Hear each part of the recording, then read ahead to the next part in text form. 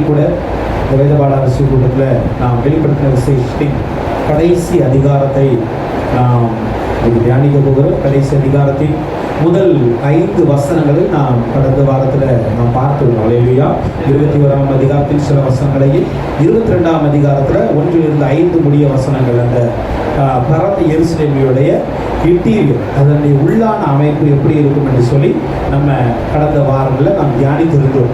இந்த நாளில் கூட இந்த கடைசியாக நாம் பார்க்க போகிறது இயேசு கிறிஸ்துவினுடைய வருகையை குறித்து நாம் இங்கே பார்க்க போகிறோம். இதுவரைக்கும் நடந்த எல்லா சம்பவங்களுமே இயேசு கிறிஸ்துவின் வருகைக்கான அடையாளங்கள், முன்னோட்டம் தான். அல்லேலூயா. எல்லாமே என்னது? முன்னோட்டங்கள் தான். அங்கே எபேசு 7 சபைகளுக்கு சொல்லப்பட்ட எச்சரிக்கைகளும், அதை தொடர்ந்து உபத்திரவ காலங்களும், அதை தொடர்ந்து வந்த 1000 வருட அரசாட்சியும், அதை தொடர்ந்து வந்த எல்லா சாத்தானுடைய விடுதலை, அவனுக்குண்டான சில நாட்கள், அதுக்கப்புறம் எல்லாத்தையும் நரகத்தில் தள்ளப்படுதல், இது எல்லாமே பார்க்கும் பொழுது இயேசு கிறிஸ்துனுடைய வருகைக்கான மிக முக்கியமான அடையாளங்கள். அல்லேலூயா. அப்போ இந்த அடையாளங்களை எல்லாம் நாம் அறிந்திருக்கிறேன்னா அவருடைய வருகையை எதிர்பார்க்கிறவர்களாக நாம் இருக்க வேண்டும். ஸோ அதை தான் இந்த கடைசி ஒரு சில வசனங்களில் இந்த இயேசு கிறிஸ்துவின் வருகையை குறித்தும், அதே போல இந்த வெளிப்படுத்தின புஸ்தகத்தின் மேன்மையை குறித்தும் இங்கு ஆவியானவர் சில காரியங்களை விளக்குகிறார். அதை நம்மால் முடிந்த அளவு ஆவியின் துணை கொண்டு இன்னைக்கு முடிக்க நாம் பிரயாசப்படுவோம். வெளிப்படுத்தல் 22ஆம் அதிகாரத்தில் 6ஆம் வசனத்தை நாம் பார்க்கும் பொழுது 6ஆம் வசனம் இப்படியே சொல்கிறது, பின்பு அவர் என்னை நோக்கி, இந்த வசனங்கள் உண்மையும் சத்தியமானவைகள், சீக்கிரமாய் சம்பவிக்க வேண்டியவைகளை தம்முடைய ஊழியக்காரருக்கு காண்பிக்கும் பொருட்டு பரிசுத்த தீர்க்கதரிசியின் கர்த்தராகிய தேவனானவர் தம்முடைய தூதனை அனுப்பினார். அல்லேலூயா. இப்போ ஒரு சத்தம் கேட்கிறது. ஒரு சத்தம் கேட்கிறது. இந்த வெளிப்படுத்தின புத்தகத்துல நாம் அநேக சத்தங்களை கேட்டிருக்கிறோம். அல்லேலூயா. தூதர்கள் மூலம் வந்த சத்தங்கள் இருக்கிறது, எக்காலங்கள் மூலம் வந்த சத்தங்களும் இருக்கிறது, தேவனே பேசின சத்தங்களும் இருக்கிறது, வானத்திலிருந்து வந்த சத்தங்களும் இருக்கிறது. இப்படி பல சத்தங்கள் இந்த வெளிப்படுத்தின புத்தகத்தில் நம்ம பார்த்து கொண்டு இருக்கிறோம். அப்படிதான் இங்கு இன்னொரு சத்தம் வருகிறது. இந்த சத்தம் யோவானை பார்த்து கிளியரா அவனையே பார்த்து சொல்லுகிறது, இந்த வசனங்கள் உண்மையும் சத்தியமானவைகள். அப்போ இந்த வெளிப்படுத்தின புஸ்தகம் மாத்திரமல்ல, இந்த வேதத்தில் சொல்லப்பட்டிருக்கிற அத்தனை வசனங்களும் உண்மையானது, சத்தியமானது என்பதை நாம் புரிந்து கொள்ள வேண்டும். அல்லேலூயா. அது உண்மையானது, சத்தியமானது. அப்போ என்ன அப்படின்னா, இங்கு சொல்லப்பட்டிருக்கிற அத்தனை வசனங்களும் உண்மையானது, சத்தியமானது என்பதை இங்கு அழுத்தமாக மறுபடியும் ஒரு விஷயம் சொல்லப்படுகிறது. அல்லேலூயா.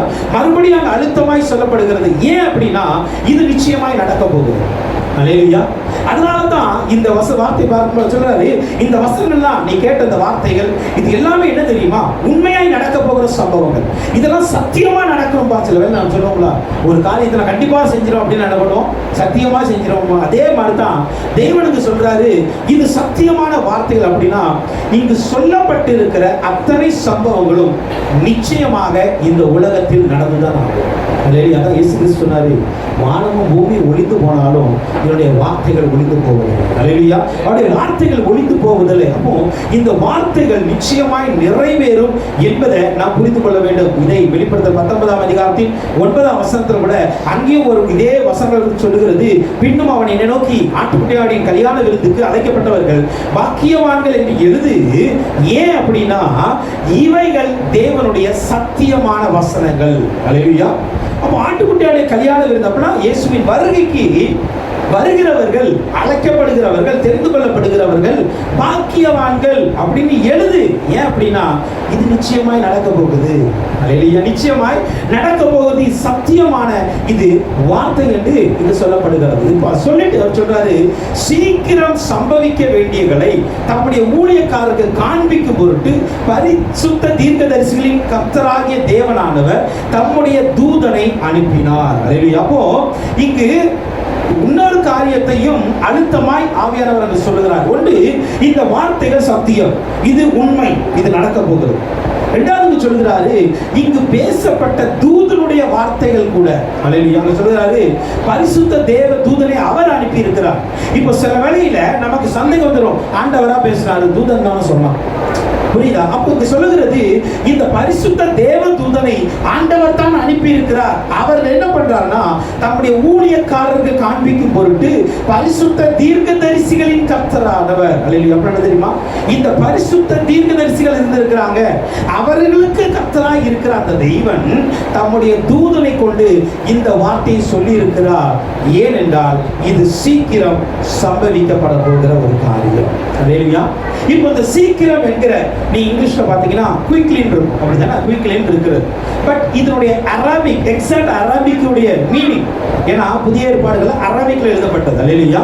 இந்த அரபிக்குடைய மீனிங் அப்படின்னு பார்த்தோம் அப்படின்னா, குயிக்லி என்பதற்கு பதிலாக சடன்லி என்று சொல்லப்பட்டது. என்ன தெரியுமா, சீக்கிரம் என்பதை விட திடீரென்று இது நடக்க போகிறது. அல்லேலூயா.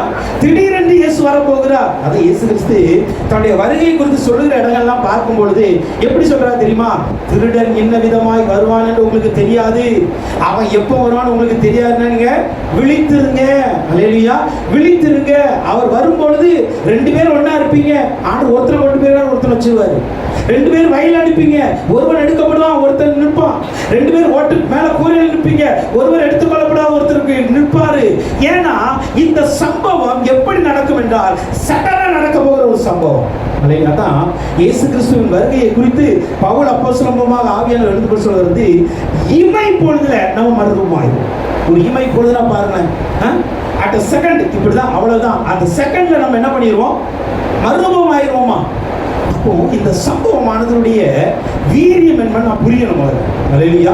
இயேசு கிறிஸ்துவினுடைய வருகையின் தாக்கம் எப்படி இருக்கும் என்பதை புரியதுக்காண்டி தான் ஆண்டவர் இந்த வார்த்தைகளை மறுமொழி சொல்றாரு. இது உண்மையான வசனம்பா, இது சத்தியமான வசனம், இது சீக்கிரம் நடக்க போகிறது என்று சொல்லுகிறார். அல்லேலூயா. அப்போ இயேசுவின் வருகையை குறித்து என்றைக்கு அப்போஸ்தலர்கள் முதலாக இயேசுவுடைய ஊழியத்தை புதிய ஏற்பாட்டு காலத்தில் ஆரம்பித்த சீஷர்கள், அன்றைக்கு அவங்க என்ன சொல்றாங்க தெரியுமா, இயேசு கிறிஸ்து சீக்கிரமாய் வரப்போகிறார்.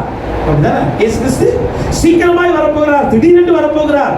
எப்போ வருவார்னு தெரியாது. அதனால நம்ம என்ன பண்ணணும், ஆயத்தமா இருக்க வேண்டும். ஆயத்தமா இருக்க வேண்டும். எபிரேயர் 10:37 அதான் சொல்கிறது, வருகிறவர் இன்னும் கொஞ்ச காலத்தில் வருவார், தாமதம் பண்ணார். அல்லேலூயா. தாமதம் பண்ணார். இது எபிரேய புஸ்தகம் எழுதும் பொழுது ஏறக்குறைய கிபி 60 70 அல்லது 90 இந்த நாட்களுக்குள்ளாக இருக்க வேண்டும். அப்படிதானே? அவ்வளவுதான் இருக்கணும். அதுக்கு முன்னாடி அந்த நாட்களிலே எழுதும் பொழுது ஆவியானவர் என்ன எழுதுகிறார், வருகிறவர் கொஞ்ச காலத்தில் வரப்போகிறார், தாமதம் பண்ண மாட்டார். அல்லேலூயா. அப்போ நம்ம நினைக்கலாம், அப்படின்னா அன்னைக்கே சொன்னாங்க இயேசு சீக்கிரம் வரப்போகிறாரு, திடீரென்று வரப்போகிறாரு, இன்னும் நடக்கலையே. அப்போ அன்றைக்கு வாழ்ந்த பரிசுத்தவான்கள் ஏதாவது தவறு செஞ்சுட்டாங்களா, இல்ல இயேசு சொன்ன வார்த்தையில் ஏதாவது தவறு வந்து விட்டதா என்று சொல்லி சில வேளையில நமக்குள்ளாக சந்தேகம் வரும். அல்லேலூயா. நமக்குள்ளாய் வரலாம், சில வேளை நம்ம சொல்லுகிறவர்களுக்குள்ளாய் வரலாம். அப்படிதானே? சொல்லுகிறவர்களுக்காக வரும், என்னப்பா நீங்க 2000 வருஷமா சொல்லிட்டு தானே இருக்கீங்க, அப்படிதானே சொல்லிட்டு தான் இருக்கிறாங்க. பட் நல்ல ஒரு காரியத்தை இதுல நல்லா தெளிவா புரிந்துக்கணும். சீக்கிரமாய் வருவேன் என்று சொன்ன அந்த தெய்வம் இந்த 2000 வருடங்கள் வரவில்லை என்றால் அதற்கும் ஒரு காரணம் இருக்கிறது. அல்லேலூயா. அதற்கும் ஒரு காரணம் இருக்கிறது. என்ன தெரியுமா, சீக்கிரமாய் வரப்போகிறேன் என்று சொன்னவர் என்ன நினைக்கிறார்னா, எல்லாரும் எப்படியாவது ரட்சிக்கப்படணும், எல்லாரும் ரட்சிக்கப்படணும் என்று சொல்லிதான் அவர் தாமதித்துக் கொண்டு இருக்கிறார். அல்லேலூயா. இதைத்தான் பேதுரு அப்போஸ்தலர் இப்படியா எழுதுகிறார். 2 பேதுரு 3ஆம் அதிகாரம் 9ஆம் வசனம் சொல்கிறார், தாமதிக்கிறார் என்று சிலர் எண்ணுகிறபடி கர்த்தர் தம்முடைய வாக்குத்தத்தத்தை குறித்து தாமதமாய் இராமல் ஒருவரும் கெட்டு போகாமல் எல்லாரும் மனம் திரும்ப வேண்டும் என்று விரும்பி நம்மை நீடிய பொறுமையுள்ளவராய் இருக்கிறார். நம்ம நீடிய பொறுமையுள்ளவராய் இருக்கிறார். அல்லேலூயா. அப்போ ஆண்டவர் இவ்வளவு நாட்கள், இவ்வளவு ஆண்டுகள் வராமல் இருப்பதற்கு ஒரே ஒரு காரணம் தான், ஆண்டுடைய வாக்குத்தத்தம் பொய்யல்ல, அவருக்கு சொல்லப்பட்ட தீர்க்கதரிசன வார்த்தைகள் பொய்யல்ல, அன்றைக்கு எச்சரித்த பரிசுத்தவான்களுடைய வாழ்க்கையும் வார்த்தையும் பொய்யல்ல.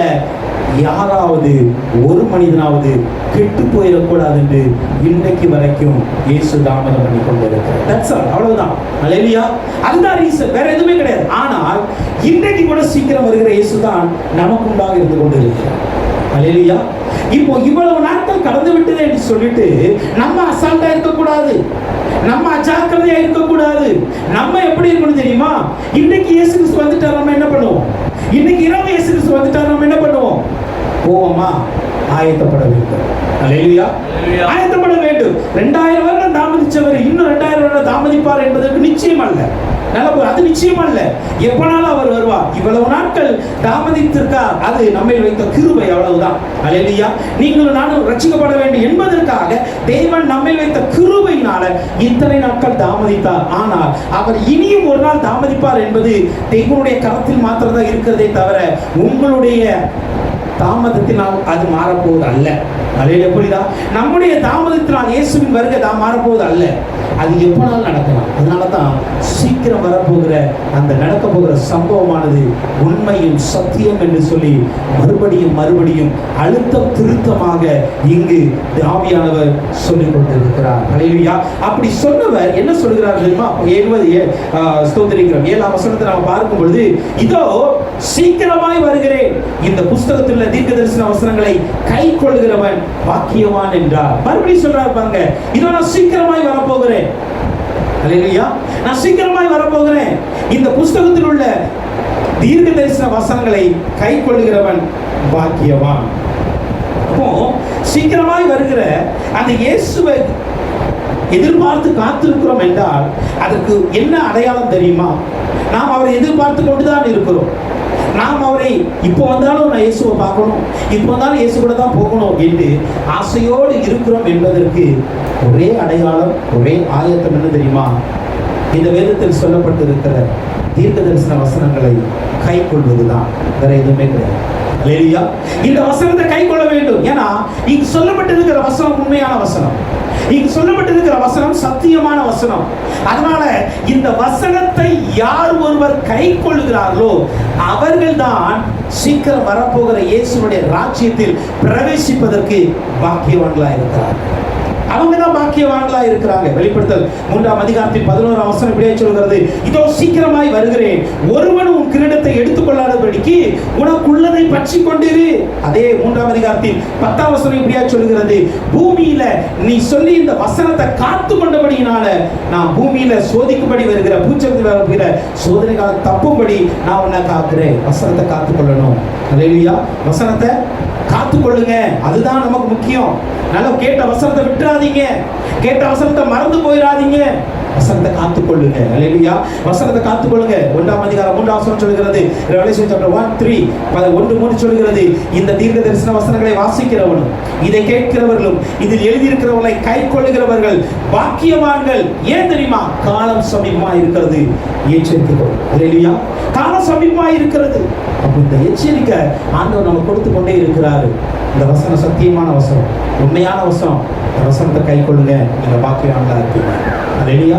வசனத்தை கை கொள்ளுங்க, வசனத்தை வாசிங்க, வசனத்தின்படி வாழுங்க, வசனத்தை விட்டுறாதீங்க. அல்லேலூயா. வசனத்தை மறந்துடாதீங்க. அநேகருக்கு நம்ம கேட்போம், எனக்கு வசனமே தெரியாது பிரதர், மறந்து போயிருது.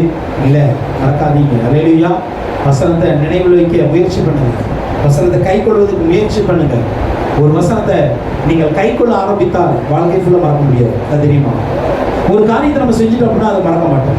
செய்யாத வரைக்கும் மறதி வந்துகிட்டே இருக்கும். அதான் இந்த வசனத்தை வாசிக்கிறவனும் கேட்கிறவனும் இது எழுதியிருக்கிறவர்களை கை கொள்ளுகிறவனும் பாக்கியவான். அல்லேலூயா. வசனத்தை கை கொள்ள ஆரம்பிச்சுங்க, மறக்க ஒரு நாளும் மறதிங்கிறதே வராது. ஸோ இன்னைக்கு அதை தான் ஆண்டவர் நம்மிடத்துல எதிர்பார்க்கிறார். அப்படி சொன்ன ஆண்டவர் மறுபடியும் யோவானிடம் இன்னொரு காரியத்தை சொல்கிறார். என்ன காரியத்தை சொல்றார் தெரியுமா? 10ஆம் வசனம் சொல்லுகிறது, இதுல நீ முத்திரை போடக்கூடாது. அல்லேலூயா. இந்த வசனத்தை நீ முத்திரை போடக்கூடாது. அங்கு சொல்லப்படுகிறது, சீக்கிரமா போகிறேன், யோவானாகிய நானே இவர்களை கண்டு கேட்டிருந்தேன், அப்படி கண்ட பொழுது அவன் பாதத்தில் விழுந்தேன். அப்பொழுது அந்த காரியத்தை நம்ம இதுக்கு முன்னாடி 19ஆம் அதிகாரத்தில் நம்ம தியானிச்சிட்டோம்.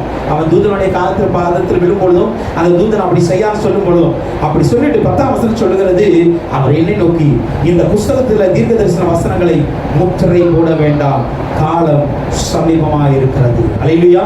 முத்திரை போட வேண்டாம், காலம் சமீபமா இருக்கிறது. அப்படின்னா என்ன தெரியுமா? முத்திரை போட்டால் அது காலம் வருகிற வரைக்கும் அந்த வசனம் நிறைவேறாதுன்னு அர்த்தம். அல்லேலூயா. அந்த வசனம் நிறைவேறாது.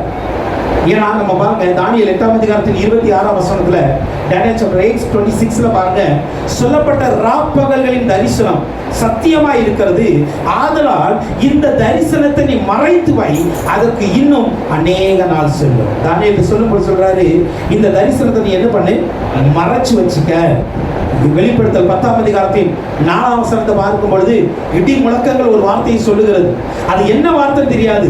இடி முழக்கங்கள் பேசும் பொழுது ஆண்டவர் சொல்லுகிறார், இதை நீ முத்திரை போடு. அல்லேலூயா. அப்போ பாருங்க, அன்றைக்கு தானியேலிடம் சொல்லும் பொழுது, வெளிப்படுத்தல் 3ஆம் அதிகாரத்தில் ஆவியானவர் பேசும் பொழுதும் என்ன சொல்றாருன்னா, நீங்க மறைச்சு வைங்க, நீங்க முத்திரை போட்டு வைங்க.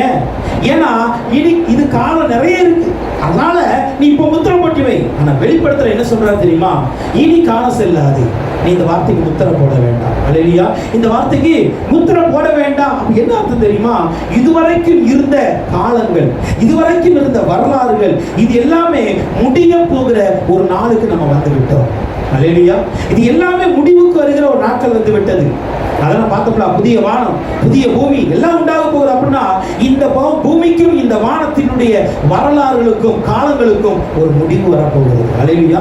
இப்போ அந்த முடிவு வரப்போகிற நேரம் நெருங்கி விட்டதுனால யோவானை பார்த்து சொல்றாரு, இந்த வசனத்தை நீ முத்திரை போட வேண்டாம்ப்பா, ஏன்னா காலம் பக்கத்துல வந்துருச்சு. அல்லேலூயா. யோசித்து பாருங்க, அப்போ முத்திரை போட வேண்டாம், காலம் சமீபமா இருக்கிறது என்று 2000 வருடங்களுக்கு முன்னாக சொன்ன அதே தேவனுடைய வார்த்தை இன்றைக்கு உண்மையுள்ளதுதான் இருக்கிறது. அப்படி என்றால் நம்முடைய நாட்கள் எவ்வளவு பக்கத்துல வந்திருக்கிறது என்று நம்ம யோசிக்கிறோம். அல்லேலூயா. நம்ம எவ்வளவு நெருங்கி கொண்டு நிற்கிறோம், ஆண்டுடைய வருகைக்கு எவ்வளவு அருகாமை நாம வந்து நிற்கிறோம் என்பதை இன்னைக்கு நம்ம என்ன பண்ணணும், யோசிக்கணும். அல்லேலூயா. இன்னைக்கு யோசிக்கணும். அதான் சொல்லுகிறது பாருங்க, நேரம் ரொம்ப குறைவா இருக்குப்பா, காலம் ரொம்ப சமீபமா இருக்கு அப்படி சொல்லிட்டு அடுத்த வசனம் சொல்றாரு. 12ஆம் வசனத்தை நம்ம வாசிக்கும் பொழுது 11ஆம் வசனம் சொல்லப்படுகிறது, அநியாயம் செய்கிறவன் இன்னும் அநியாயம் செய்யட்டும், அசுத்தமாய் இருக்கிறவன் இன்னும் அசுத்தமாய் இருக்கட்டும், நீதி உள்ளவன் இன்னும் நீதி செய்யட்டும், பரிசுத்தம் உள்ளவன் இன்னும் பரிசுத்தமாகட்டும். அல்லேலூயா. என்ன தெரியுமா, நீ முத்திரை போட வேண்டாம், இதெல்லாம் நிச்சயமா நடக்க போகுது, நான் சீக்கிரம் வரப்போகிறேன், என்னுடைய நேரம் நெருங்கிட்டு. இப்போ அநியாயம் செய்கிறவன் அநியாயம் செஞ்சுக்கிட்டே இருக்கட்டும், நீதி செய்கிறவன் நீதி செஞ்சுக்கிட்டே இருக்கட்டும், பரிசுத்தமாய் வாழ விரும்புகிற பரிசுத்தமாய் வாழ்ந்து கொண்டே இருக்கட்டும். ஏன் அப்படின்னா நேரம் குறைவா இருக்கிறது. அல்லேலூயா. நேரம் குறைவா இருக்கிறது. இப்போ பாருங்க, இயேசு கிறிஸ்து, நான் ஃபர்ஸ்ட் சொன்னேன், இயேசு கிறிஸ்து திடீரென்று வரப்போகிறார்.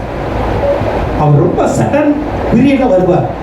இப்போ அந்த நேரத்துல மனமாற்றத்திற்கான நேரமே கிடையாது, அதற்கான காலமே அங்க இருக்காது.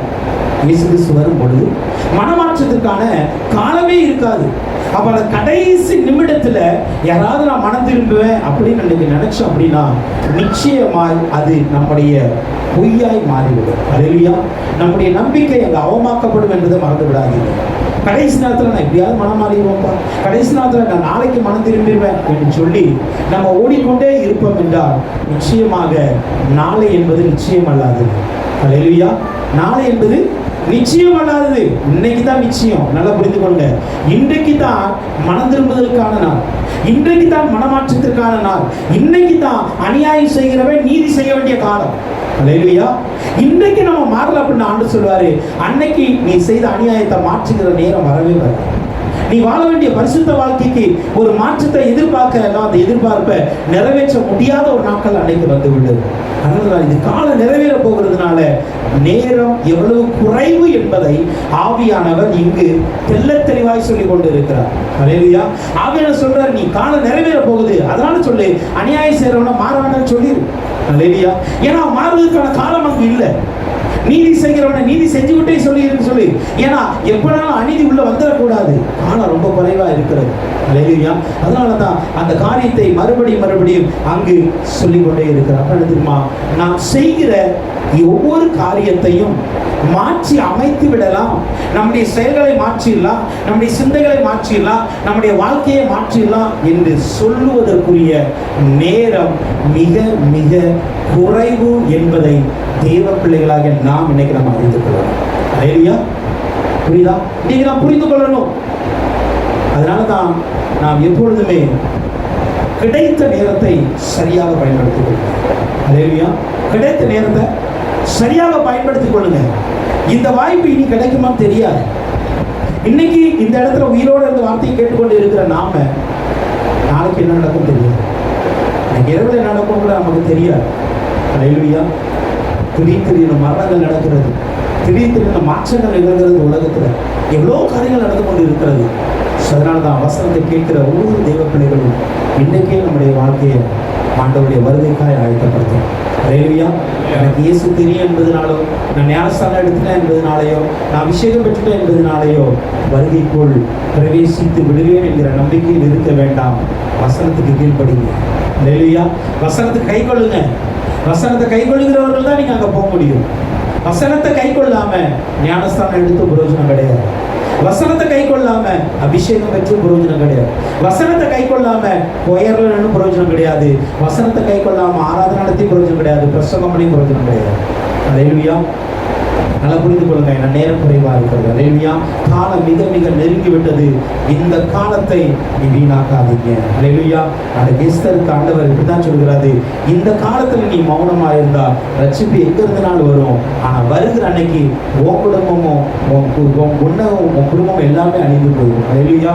சொன்னால் நம்ம கிடைத்திருக்கிற அந்த காலத்தை சரியான விதத்துல சரியான நேரத்துல பயன்படுத்தணும். அதுதான் ஞானமுள்ள ஒரு வாழ்க்கை. அல்லேலூயா. அப்படின்னா இன்னைக்கு நம்ம மதிய நேரம்லாம் இருந்து விடக்கூடாது. பாருங்க, நான் யோசிச்சு பார்க்குறேன். 10 கன்னிகைகள் போனாங்க. அப்படிதான் 10 கன்னிகைகள் ஆண்டுடைய வருகை குறித்ததான ஊமைகள்ல பார்க்கிறோம். 10 கன்னிகைகளுக்கு தெரியும் இன்னைக்கு இரவுல தான் ஆண்டவர் வரப்போகிறார். 10 பேராய் தான் ஆயத்தப்பட்டு போனாங்க. 10 பேராய் தான் ஆயத்தப்பட்டு போனாங்க. 10 பேருக்கு தெரியும் இன்னைக்கு ஆண்டவர் வரப்போகிறார். எப்படி எலியா மேல போகிறவனைக்கு அத்தனை பேரும் தெரிஞ்சது. எலியாவை ஆண்டு கொண்டு போகிறார், எலியா ஆண்டு கொண்டு போகிறார், எலியாவை தேவன் கொண்டு போகிறார், எல்லாரும் கிடையாது, எல்லாரும் தெரிஞ்சது. ஆனா ஒருத்தம் கூட எலியாண்ட இருக்கிற அபிஷேகத்தை கேட்கணுமே, எலியா மேல போறாருடைய ஊழியத்தை யாராவது நம்ம தாங்கன்னு கேட்போம். யாருக்காவது என்ன இருந்துச்சா? எலிசாவை தவிர அத்தனை தீர்க்கதரிசி பிள்ளைகளுக்கும் தெரியும், ஒருத்தம் கூட வரல. அல்லேலூயா. அதே மாதிரிதான் பாருங்க, ஆண்டவர் வரப்போகிறார் என்று சொல்லி இந்த 10 கன்னிகளுக்கு தெரியும். அதுவும் என்னைக்கோ வரப்போகிறார் அல்ல, இன்னைக்கு வரப்போகிறார்னு தெரியும். அல்லேலூயா. இன்னைக்கு நமக்காவது ஆண்டவர் என்னைக்கு வர்றாருன்னு தெரியாது. ஆனா அந்த வெளிப்ப ஓமையில சொல்லும் பொழுது அவர்கள் மணவாளனுக்காக ஆயத்தப்பட்டு போனார்கள். போய் எங்க காத்திருந்தாங்க? கொஞ்சம் யோசித்து பாருங்க. போய் எங்க காத்திருந்தாங்க? கேட்ல காத்திருந்தாங்க, வாசல்ல காத்திருந்தாங்க. அப்படிதானே? வாசல்ல காத்திருக்கிறவங்களுக்கு தெரிகிறது இன்னைக்கு இரவு தான் ஆண்டவர் வரப்போகிறார். ஆனா இரவுல எந்த நேரத்தில் வருவார் என்பது மட்டும்தான் தெரியல. அல்லேலூயா. இப்ப நல்லா புரிந்து கொள்ளுங்க. இதே சிச்சுவேஷன் தான் நம்முடைய வாழ்க்கை. ஓகே, ஒரு இரவுல எவ்வளவு நேரங்க? 12 hours. அவ்வளவுதானே? 12 hours, மேக்ஸிமம் 12 hours தான். சில வேளை இரவு கம்மியாகுது, சில வேளை கூடுகிறது. நம்ம பார்த்தோம்னா 12 hours. இந்த 12 மணி நேரத்துக்குள்ளாக ஆண்டவர் வருவார் என்று அவளுக்கு தெரிந்திருந்தது. ஆனா எந்த நிமிடத்துல வருவார் என்பதுதான் தெரியல. அதே போலதான் நமக்கும் இயேசு கிறிஸ்து சீக்கிரம் வரப்போகிறார். இது ஒரு 12 hours பீரியட், அவ்வளவுதான். இது ஒரு இருள் காலம். இந்த நேரத்தில் நம்ம இருக்கிறோம். ஆனா இந்த காலத்துல எப்போ வருவார் என்பதுதான் நமக்கு தெரியாது தவிர, ஆனா எப்பனாலும் வருவார் என்பது நமக்கு தெரியும். அல்லேலூயா. இப்போ போனவங்கள 5 பேரு எப்படி போனாங்க? லேட் ஆனாலும் கூட நான் ஆயத்தமா இருக்கணும்னு போனாங்க. அல்லேலூயா. ஆனா அவங்களுக்கு தெரியும் இந்த 12 மணி நேரத்துக்குள்ள வந்துருவார். இந்த இரவு விடியதுக்குள்ள ஆண்டவர் நிச்சயமா வரப்போகிறார். ஆனாலும் அவர் வருகிற வேலை எனக்கு தெரியாதனால 12 மணிக்கு வந்தாலும் என் விளக்கு எரியணும், 1 மணிக்கு வந்தாலும் என் விளக்கு எரியணும், 2 மணிக்கு வந்தாலும் எரியணும், 5 மணிக்கு வந்தாலும் எரியணும்னு ஆயத்தமா போனாங்க. அவ்வளவுதான். அல்லேலூயா. மற்ற 5 பேர் எப்படி போயிருந்தாங்க? இரவு வருவார்னு தெரியும், அதுக்கு ஆயத்தமா போனாங்க. ஆனா எது வரைக்கும் அவங்களுடைய எதிர்பார்ப்பு? விளக்கு அணையதுக்குள்ள வந்துருவாரு அவங்க எதிர்பார்த்தாங்க. அவ்வளவுதான். அல்லேலூயா. சில நம்ம அப்படிதான் நினைக்கிறோம். அப்படிதானே? விளக்கு அணையதுக்குள்ள இயேசு வந்துருவாருன்னு நாம் நம்முடைய புத்தியை சார்ந்து இருக்கிறோம், நம்முடைய ஞானத்தை சார்ந்து இருக்கிறோம். இல்லைங்க, உன்னுடைய விளக்குக்கும் அவனுடைய வருகைக்கு சம்மந்தமே கிடையாது. ஆனா ஒண்ணு புரிந்து கொள்ளுங்க, விளக்கு எரிய வேண்டும் என்பதுதான் தேவனுடைய விருப்பமே தவிர உன்னுடைய விளக்கு அணைவதற்காக ஆண்டுடைய வருகை சீக்கிரமாகவோ தாமதமாகவோ வரப்போதல்ல. அல்லேலூயா. சொன்னதான் நம்ம என்ன இருக்கணும்? காலம் எப்பொழுது நமக்கு தெரியாத இருப்பதனால, சீக்கிரம் வருவார் என்பது நமக்கு தெரிந்திருப்பதனால நாம் எப்பொழுதும் இன்றைக்கும் இந்த நிமிடத்திலும் இயேசு வந்தால் ஆயத்தமாய் இருக்க நாம் ஆயத்தப்பட வேண்டும். அவ்வளவுதான். அல்லேலூயா. அவ்வளவுதான். இந்த நிமிஷத்துல வந்தாலும் நான் போக ரெடியா இருக்கணும். இல்ல 1 மணி நேரம் கழிச்சு போக ரெடியா இருக்கணும். இல்ல ஒரு வருஷம் கழிச்சு வந்தாலும் போக ரெடியா இருக்கணும், இல்ல 1000 வருஷம் கழிச்சு வந்தாலும் போக ரெடியா இருக்கணும். அவ்வளவு அல்லேலூயா. ஏன்னா எப்ப வரப்போகிறேன்னு தெரியாதுதான். காலம் குறுகி இருப்பதனால அநியாயம் செய்கிறோம், அநியாயம் செஞ்சுட்டே இருக்கணும்பா. ஏன்னா அவனை மாற்ற போகிற காலம் தெரியல, நடக்குமா அவனுக்கு தெரியாது. நீதி செய்கிறவன் நீதியை ஒழுங்கா செஞ்சுக்கிட்டே இரு. திடீர்னு ஒரு பாவத்தை செஞ்சு நீதி செய்ய உனக்கு நேரம் இருக்குமா உனக்கு தெரியாது. பரிசுத்தமா இருக்கணும், பரிசுத்தமா இருந்துகிட்டே இரு. திடீர்னு ஒரு பாவத்துல விழுந்துட்டு மறுபடியும் பரிசுத்தமாக்க வேண்டும் என்று முயற்சி பண்ணும் பொழுது இயேசுடைய வருகை வந்துட்டுனா பரிசுத்தம் எல்லாம் போயிடும். அல்லேலூயா. அந்த நேரத்தை இன்னைக்கு நம்ம என்ன பண்ண தெரியுமா, கருதி அந்த நேரத்தினுடைய வேல்யூவை நம்ம பார்த்து நாம் நம்மை ஆண்டவருக்காக ஆயத்தப்படுத்த வேண்டும். அல்லேலூயா. இப்போ ஆண்டவர் என்ன சொல்றாரு தெரியுமா, அவன் என்னன்னாலும் செய்யட்டும், அநியாயம் செய்யட்டும், பரிசுத்தமா இருக்கட்டும், நீதி செய்யட்டும். அடுத்த வசனம் சொல்கிறது, இதோ நான் சீக்கிரமாய் வரப்போகிறேன். இந்த அதிகாரத்துல பாருங்க, எத்தனை இடத்துல சீக்கிரமாய் வரப்போகிறேன் சொல்லிக்கிட்டே இருக்கிறார். அப்போ ஆண்டவர் தன்னுடைய வார்த்தையை மறுபடியும் சொல்றார் என்றால் இது அவரை ஞாபகப்படுத்துறதுக்காண்டி அல்ல, நமக்கு ஞாபகம் கொடுக்கிறதுக்காண்டி. அல்லேலூயா. நமக்கு ஞாபகப்படுத்தி கொண்டே இருக்கிறார். சீக்கிரம் வரப்போகிறேன், அநியாயம் செய்யாம பரிசுத்தம் ஆயிரு, நான் சீக்கிரம் வரப்போகிறேன், என் வார்த்தையை கை கொண்டு நான் சீக்கிரம் வரப்போகிறேன் சொல்லிட்டு சொல்றாரு. அவனுடைய கிரியையின்படி அவனவனுக்கு நான் அளிக்கும் பலன் என்னுடைய கூட வருகிறது. அல்லேலூயா. அவனுடைய கிரியையின்படி நான் அளிக்கிற பலன் என்னோடு கூட வரப்போகிறது. அல்லேலூயா. அப்போ அவர் சொல்லுகிற அந்த ஒவ்வொரு வார்த்தையிலும் நாம் அவருடைய நேரம் எந்த அளவுக்கு சமீபம் என்பதை விட அந்த நேரம் எவ்வளவு முக்கியம் என்பதை நாம் புரிந்து கொள்வோம். அல்லேலூயா. இப்ப சொல்றாரு, நான் ஒவ்வொருடைய கிரியைக்கு தக்க பலனை நான் நிச்சயமாய் கொண்டு வருவேன். அல்லேலூயா. இப்போ இந்த கிரியை, இங்க ஒரு கிரியை சொல்லப்பட்டிருக்கு, அப்படிதானே? இந்த கிரியை குறித்து நான் உங்களுக்கு ஒரு சின்ன எக்ஸ்பிளைன் பண்ண கொடுத்து, இப்ப சொல்லப்பட்டு இருக்கிற கிரியை நம்முடைய ரட்சிப்புக்காக. கிரியினால் நம்ம ரட்சிக்கப்பட முடியுமா? வசனம் என்ன சொல்லுது? ஒருவர் கிரியினால் அல்ல, விசுவாசத்தினால் ரட்சிக்கப்படுகிறார். அப்படிதானே? விசுவாசத்தினால் ரட்சிக்கப்படுகிறார், கிரியையினால் அவன் ரட்சிக்கப்படுவதல்ல. அதே வேளையில இங்கு சொல்கிறார், உன்னுடைய கிரியை தான் உன்னை ஆண்டுடைய வருகைக்கு தகுதியாக்குகிறது. அல்லேலூயா. இங்கு சொல்லப்பட்டிருக்கிற கிரியை என்பது என்ன தெரியுமா? நம்மை ரட்சிக்கிற ஒரு கிரியை என்பதை விட இங்கு சொல்லப்பட்டிருக்கிற கிரியை என்னுடைய விசுவாச வாழ்க்கையின் அஸ்திவாரம் என்பதை நான் புரிந்து கொள்கிறேன். அல்லேலூயா. ஏன் ஆண்டவர் அநேக இடங்களில் நீங்க நற்கரி செய்ய பழகுங்க, நல்ல கிரியை செஞ்சுக்கிட்டே இருக்க, உங்களுடைய கிரியை நல்லதா இருக்கட்டும், ஏன் அவர் சொல்லிக்கிட்டே இருக்கிறாருன்னா, நீங்க ஆண்டவர் மீது நாம் எவ்வளவு விசுவாசம் வைத்திருக்கிறோம், அந்த விசுவாச வாழ்க்கையை நம்ம ஆண்டவருக்கு காட்டுகிற ஒரு காரணமே கிரியை மூலமா தான் காட்ட முடியும். அல்லேலூயா. அதனால தான் சொல்றாரு, நீ விசுவாசிச்சா நிச்சயமா நித்திய ஜீவனை பெற்றுக்கொள்ளும். ஓகே, வசனம் சொல்லுகிறது, குமாரனை விசுவாசித்து நித்திய ஜீவனை பெற்றுக்கொள்ளும். அப்ப குமாரனை விசுவாசிக்கிறவர்கள் நித்திய ஜீவனை பெற்றுக்கொள்ள வேண்டும். ஆனால் அந்த குமாரனை விசுவாசிக்கிறவர்கள் உங்களுடைய விசுவாச வாழ்க்கையினுடைய அடையாளத்தை, அந்த விசுவாச வாழ்க்கையினுடைய பலனை நீங்கள் பெற்றுக்கொள்வதற்கு உங்கள் கிரியைகள் தான் அதற்கு முன்னுதாரணமாக அமைய போகிறது. அல்லேலூயா. அதனால தான் அவனுடைய கிரியைக்கு தக்கதாக பலன் அவர் நம்மோடு கொண்டு வர போகிறார். அப்போ இங்கு சொல்லப்பட்டிருக்கிற கிரியை என்பது நம்முடைய விசுவாச வாழ்க்கைக்கான அடையாளமாக இருக்கிறது என்பதை புரிந்து கொள்ளுங்க. அல்லேலூயா. இப்ப இயேசுவை நீங்களும் நானும் விசுவாசிக்கிறோமா என்பதற்கான அடையாளமே என்ன தெரியுமா? நம்முடைய கிரியைகள் தான். அல்லேலூயா.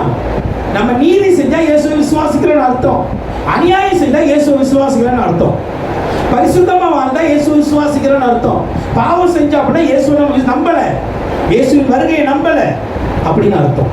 அல்லேலூயா. இப்ப அதனால தான் இயேசு சொல்றாரு, நான் அவனவனுடைய கிரியைக்கு தக்க பலனை கொடுக்க போகிறேன். அப்படி என்றால் சில வேளையில என்னை விசுவாசிக்கிறேன் என்று சொல்லி கூட கிரியைகள் தவறாய் இருந்தால் வருகையில போக முடியாது. அல்லேலூயா. சில நம்ம உலகத்தை ஏமாத்தலாம், ஊரை ஏமாத்தலாம், ஆண்டவரை ஏமாற்ற முடியாது. அல்லேலூயா. ஆண்டவரை ஏமாற்ற முடியாது.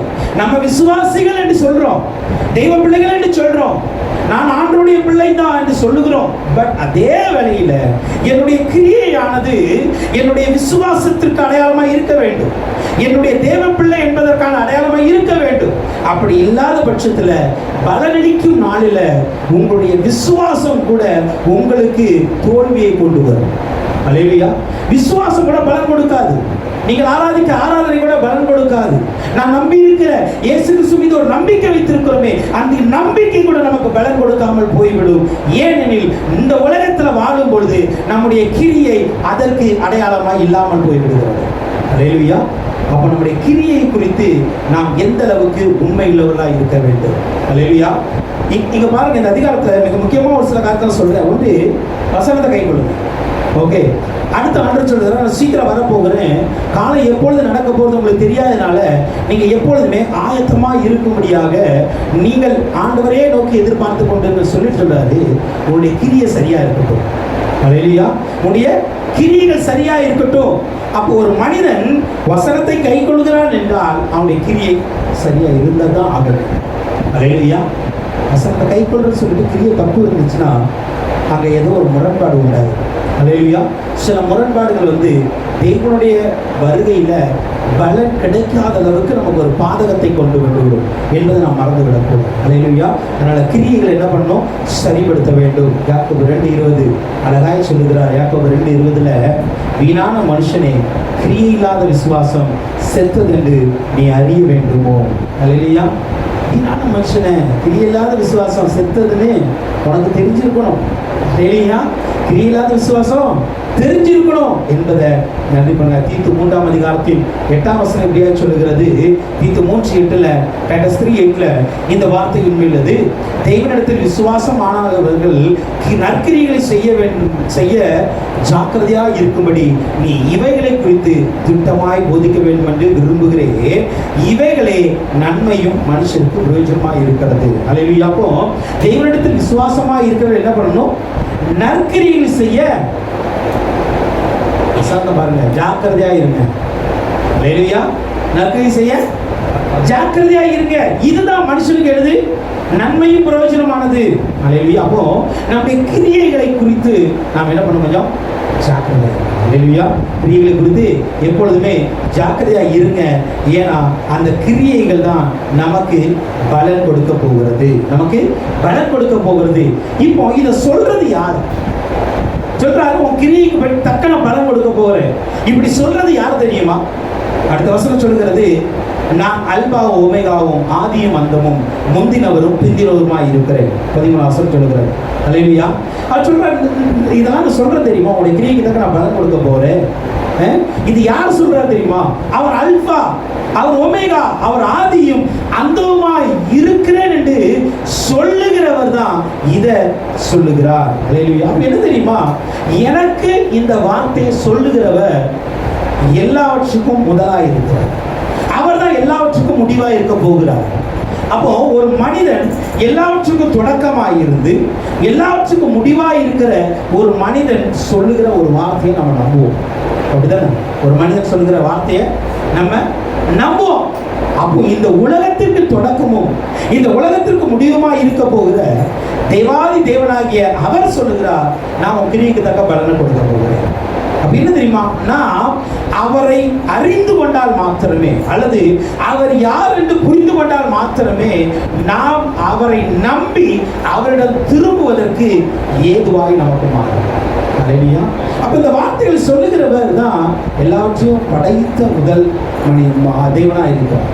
எல்லாவற்றுக்கும் முடிவா இருக்கிறவர் அவர் தான் சொல்றாரு, உன் கிரியை கேட்டு நான் பலனை தரப்போகிறேன்.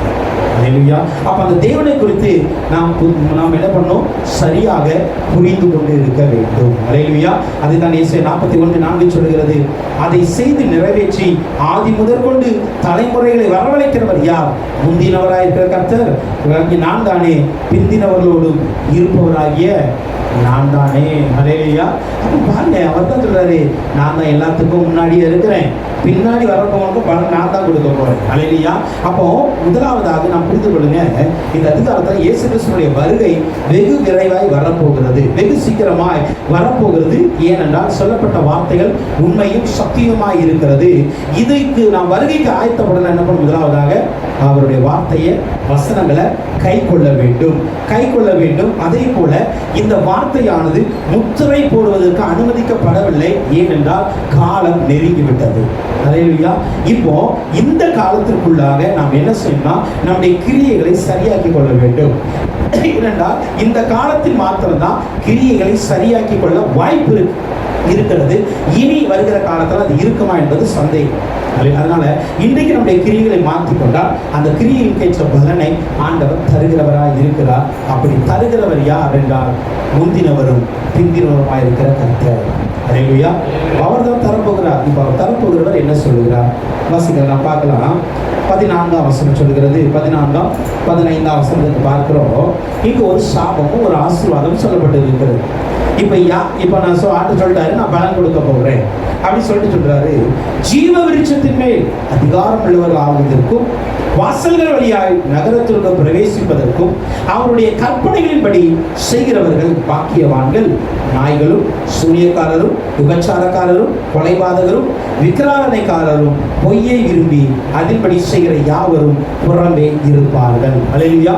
இங்கு ஒரு ஆசீர்வாதம் வருகிறது, ஒரு சாபமும் வருகிறது. என்ன ஆசீர்வாதம் வருகிறது?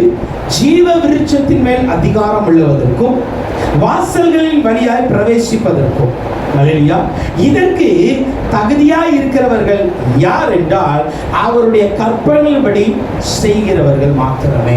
அல்லேலூயா. அப்போ அவருடைய கற்பனைகளின்படி, அவருடைய கட்டளைகளின்படி யார் ஒருவர் செய்கிறார்களோ அல்லது வாழ்கிறார்களோ அவர்களுக்கு ரெண்டு விதமான வாக்கியம் கிடைக்கிறது, ரெண்டு விதமான நன்மை கிடைக்கிறது. ஒன்று, ஜீவ விருட்சத்தின் மேல் நமக்கு அதிகாரம் கிடைக்கிறது.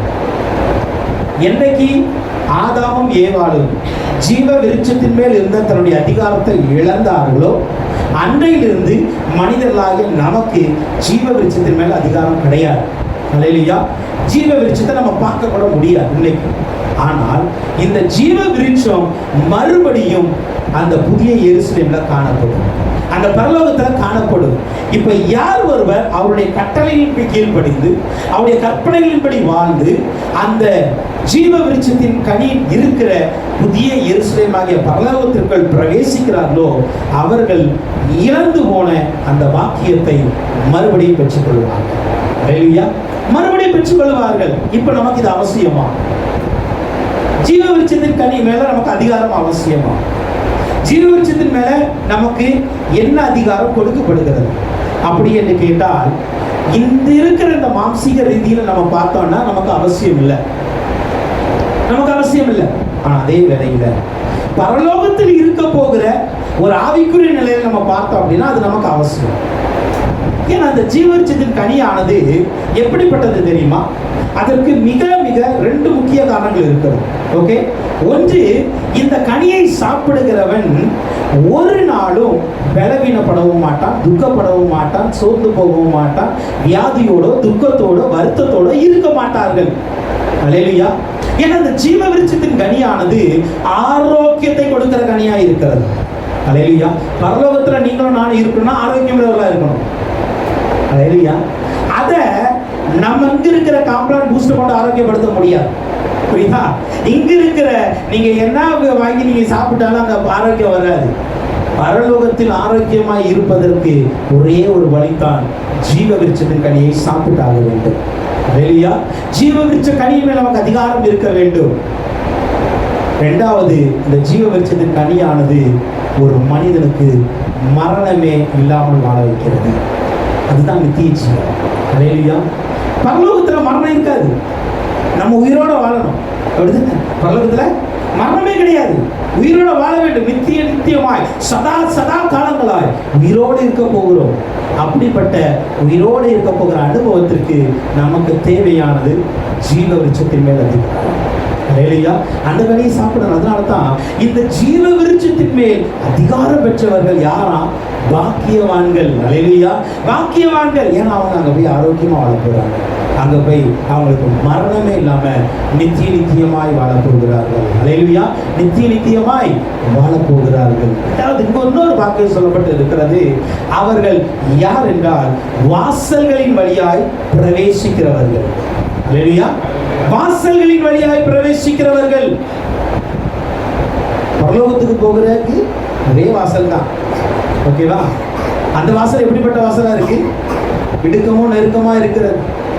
அந்த வாசல்கள் வழியாய் வாழ்ந்து பரம எருசலேமாகிய வாசல்களுக்குள் பிரவேசிக்கிறவர்கள் தான் இந்த பரலோகத்திற்குள்ளாக வாழ முடியும். இப்ப இந்த வாசல்கள் வழியாய் பிரவேசிப்பதற்கு நாம் பாக்கியவான்களா இருக்கணும். அல்லேலூயா. இல்லைன்னா வாசலுக்கு வெளியே ஆண்டவர் நிப்பாட்டிடுவார். புரியுதா? வாசலுக்கு வெளியே ஆண்டவர் நிப்பாட்டிடுவார். அதனால வாசலின் வழியாய் உட்பிரவேசிப்பதற்கு நாம் தகுதியுள்ளவர்களாய் மாற வேண்டும் என்றால் நாம் பாக்கியவான்களாய் இருக்க வேண்டும். அல்லேலூயா. இந்த 2 வித பாக்கியத்தை பரலோகம் நமக்கு கொடுக்கிறது. யாருக்கு என்றால் அவருடைய கற்பனைகளுக்கு கை கொள்கிறவர்கள். அல்லேலூயா. அவருடைய கற்பனைகளுக்கு கீழ்ப்படுகிறவர்களுக்கும் கை கொள்கிறவர்களுக்கும் இந்த 2 விதமான ஆசீர்வாதம் பரலோகத்துல என்றென்றும் இருக்கும்.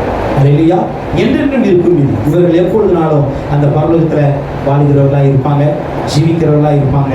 ஏனென்றால் யோவான் 3:24 இப்படியாய் சொல்லுகிறது. 1 John 3:24 இப்படியாய் சொல்லுகிறது, அவருடைய கட்டளைகளை கைக்கொள்கிறவன் அவரில் நிலைத்திருக்கிறார், அவரும் அவனில் நிலைத்திருக்கிறார். அவர் நம்மில் நிலைத்திருக்கிறதை அவர் நமக்கு தந்தரின் ஆவியினாலே அறிந்திருக்கிறோம். அல்லேலூயா. அவருடைய கட்டளைகளை கைக்கொள்ளுதல் மிக மிக அவசியம். ஏனென்றால் அதுதான் நமக்கு ஜீவ விருட்சத்தின் மேல் அதிகாரத்தையும் வாசல்களில் பிரவேசிக்கிற சாக்கியத்தையும் நமக்கு கொடுக்கிறதா இருக்கிறது அப்படின்னு சொல்லிட்டு அவர் சொல்றாரு. இங்கு சில பேர் உள்ளே போவதில்லை. யார் உள்ளே போக மாட்டாங்க? நாய்கள், அதே போல சூனியக்காரர்கள், விபச்சாரக்காரர்கள், கொலைபாதகர்கள், விக்கிரக ஆராதனைக்காரர், பொய்யை விரும்பி அதின்படி செய்கிற யாவரும் புறம்பே இருப்பார்கள். அல்லேலூயா. இந்த குரூப்லாம் வெளியே தான் இது புறம்பே இருப்பார்கள் என்றால் பரலோகத்துக்கு வெளியே இருக்க மாட்டாங்க, நரகத்தில் இருப்பாங்க. அல்லேலூயா. இங்க சொல்லப்பட்டு இருக்கிற புறம்பு அப்படின்னா வாசலுக்கு பக்கத்திலே இருப்பாங்களோ? இருக்க மாட்டாங்க. அல்லேலூயா. 2 ஆப்ஷன் தான். மரித்து போன ஒரு மனிதனுக்கும் அல்லது உயிரோட எழுப்பப்பட்ட ஒரு மனிதனுக்கும் 2 ஆப்ஷன் தான். என்னன்னா, ஒன்று பரலோகத்துக்கு போகணும், நரகத்துக்கு போகணும். 2க்கும் இடையில இருக்க முடியாது. புறம்பே இருப்பார்கள் என்றால் பரலோகத்துக்கு புறம்பே நரகத்தில் இருப்பார்கள். அல்லேலூயா. யார் எப்படி இருப்பா?